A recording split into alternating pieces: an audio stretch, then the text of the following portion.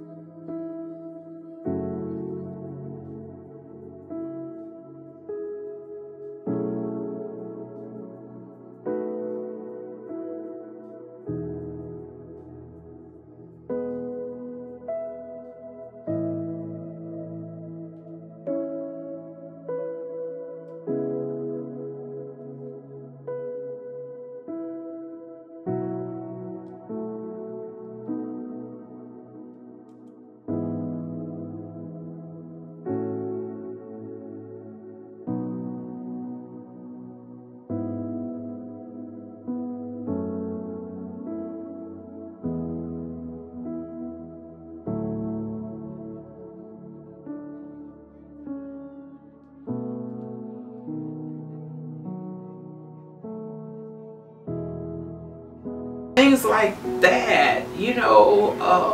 So there's so many things that you could do for, do for them, but it's sad, but you have to care about people before you take care of them, and the children. You see the children wrap you get chicken, they will wrap. So what are you doing, baby? And they be wrapping chicken and stuff like that. I said, no, sweetie, this food is going to stay here. There's enough food. There's enough food, for you. Just things like that. And your heart goes out to them, and you know the things that they're doing. So, Purple Table Talk, we're here to empower each other, make sure everybody is seen, that we're not invisible. A lot of places, and I wanted to be able to do this because I have been in places. I have been in a surrounding and a place where I've been for like 27 years, and I felt invisible. I really felt invisible, and I never want another woman to feel invisible. Never wanted a woman to be around a table invisible. So we all have a voice, and one thing about it, our voice is strong, whether you know it or not. And we know today, this month, forever really, to be honest, domestic violence. Domestic violence. And we have to be loud. We have to be loud, like we're at the ball game, like we're at who's your favorite guy, person concert. I know I'm Mary J. I'm Fantasia. I'm Jennifer Hudson or something like that. Charlie Wilson. So we have to be loud. We have to be loud about domestic violence. October the 1st, what was everybody talking about? Breast cancer. Nothing against breast cancer, but I've not heard domestic violence on the television. So we have to be, but at this table, we not only talk about domestic violence, we talk about all the issues that arise with women. These hard topics that no one wants to talk about, but we must talk about it in order for us to be able to say, hey sister, is everything okay today? Without us being upset with each other. So this is what Purple Table is about. This table is always open to any and everybody. Anytime that you guys want to be a speaker, please email or text Miss Eva or Miss Jackie, because this table is open to you guys, okay? That's about as much as I'm going to say today. We're going to start off with, and I ask each and every one of you all to introduce yourselves, tell us a little about yourself.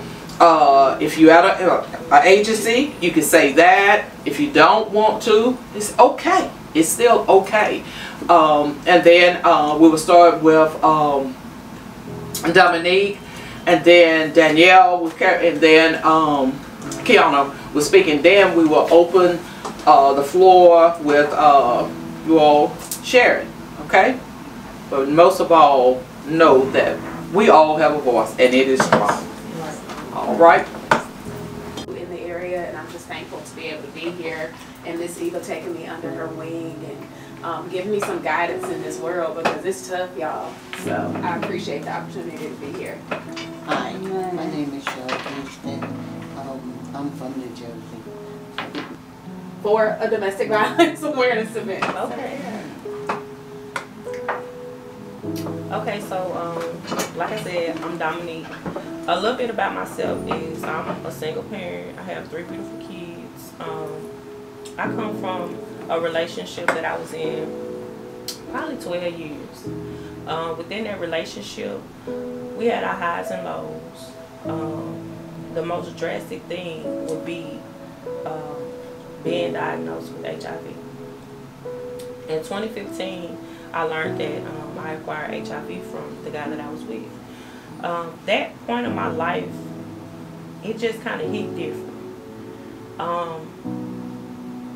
When I was in that doctor's office and she told me, I just knew to myself that this was my reality.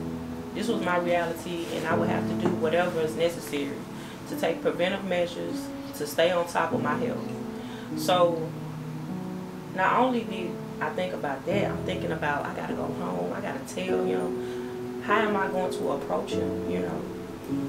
I didn't tell him that day, but surely first thing in the morning. And when I sat down and I talked to him, he told me, I know. He said, I know, I've been dealing with it too. And so at that point, it was like, why you didn't tell me? You know, we had a relationship where you could talk to me about it. Really, you was wearing a mask, you know, but my biggest concern at that point was him being under care. Because obviously he passed it to me. That means that he was not under care. And we fought back and forth, but finally I did get him inside, you know, the doctor's office. He got under care. He's been on his medicine. And the thing about it, I thought that we could be a powerful couple. I thought that me staying with him and loving him and showing him, if I did not know you had HIV, I still would love you. I still would be here for you. He became abusive, mentally, emotionally, physically. It was like walking on eggs, like for Dominique. I said, I just want, you know, the people that I love to come out. You know, nothing big, I just want to have a party. So she was like, say less. So on January, I had a birthday party. But for them, it was more than, they didn't know that they was coming to something bigger. I came out. I told my story, and I shared that I was HIV positive. I shared that the things that I was going through, that I've endured, and the love in that room, the embrace that I had, like, it was happy, it was sad, you know. Everybody was just so devastated. Like, you've been carrying this all these years. You never looked like it.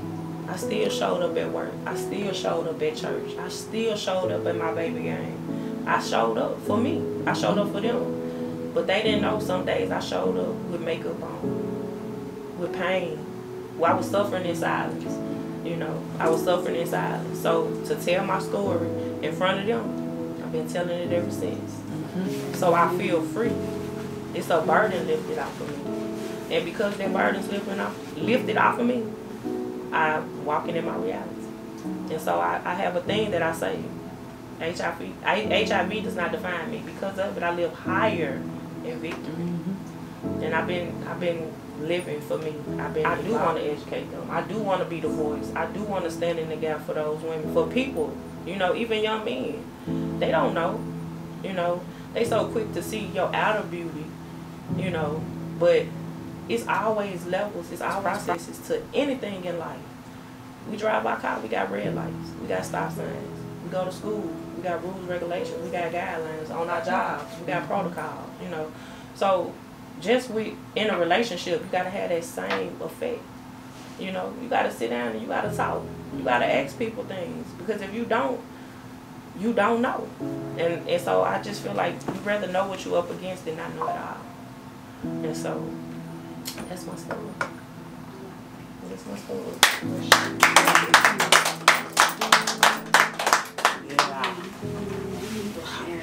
Me into my story.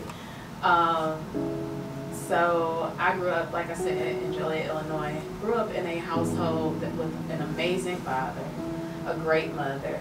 But as parents and husband and wife,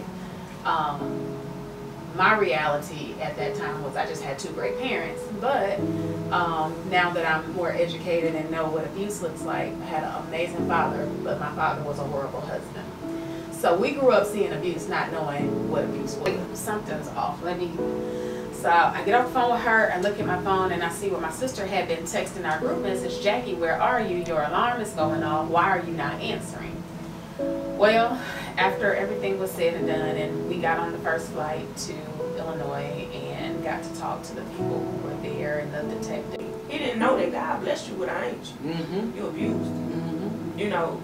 And so that last time he put his hands on me, I knew then I ain't taking this. I'm not taking this no more. Just as an experiment, if you ever have just a couple extra seconds.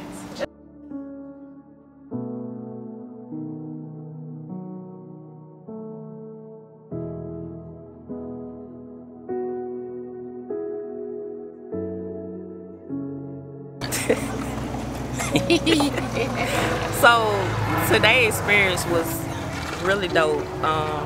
Nobody has to think of you, and to be thought of, to be invited out, to be a part of this table talk was very nice. I experienced greatness amongst women that deal with different situations, so I embraced togetherness. It was really nice to be a part of this today.